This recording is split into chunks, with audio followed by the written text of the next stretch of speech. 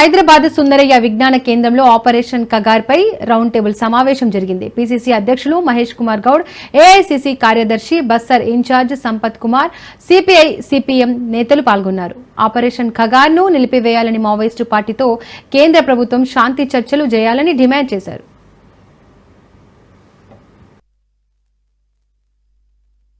భారతదేశ రాజ్యాంగం ప్రకారం ప్రజాస్వామ్యంలో మానవుడికి జీవించే హక్కు ఉంది. ఆ హక్కులు ఎవరైనా కాలరాస్తే అది ప్రజాస్వామ్య ప్రభుత్వం కాదు. నాకు తెలిసి ఇప్పుడు ఈ దేశంలో నడుస్తున్నది ఒక ఫ్యాసిస్ట్ ప్రభుత్వం తప్ప ప్రజాస్వామ్య ప్రభుత్వం కాదు. కగార్ కరగుట్ట ప్రాంతంలో దాదాపు 10,000 మంది పోలీస్ ఫోర్సెస్ ఆ ప్రాంతాన్ని చుట్టుముట్టినప్పుడు ఆలస్యమైన మేము చర్చలకు సిద్ధంగా ఉన్నాం, మేము ఆయుధాలను వదులుతాం, చర్చలకు ఆహ్వానించని అడిగినప్పుడు ఏ కనికరం ఉన్న ప్రధానమంత్రి అయినా చర్చలకు ఆహ్వానించి ఉండాల్సింది, కానీ అది చేయలేదు. మన పౌరులైనటువంటి విభిన్న అభిప్రాయాలు కలిగిన మన పౌరుల్ని చర్చలకు ఆహ్వానించలేదు. కానీ ట్రంప్ మొట్టికాయ వేస్తే తీవ్రవాదులతో ఉగ్రవాదులతో చర్చలకు సిద్ధమైనటువంటి ప్రభుత్వం మనది. హింస ఏ వ్యక్తి చేసినా ఏ సంస్థ చేసినా దాన్ని మేము సమర్థించాం. ధనికుల చేతుల్లో ఈ దేశంలోని 40% సంపద ఉంది. అట్టడుగున్నటువంటి 50% బీదవారి చేతుల్లో కేవలం 3% సంపద మాత్రమే ఉంది. ఈ ఆర్థిక అసమానత ఉంది కాబట్టే ఆనాడు ఈ దేశంలో ఇలాంటి సంస్థలు, నక్సలైట్ సంస్థలు గాని, సిపిఐఎంఎల్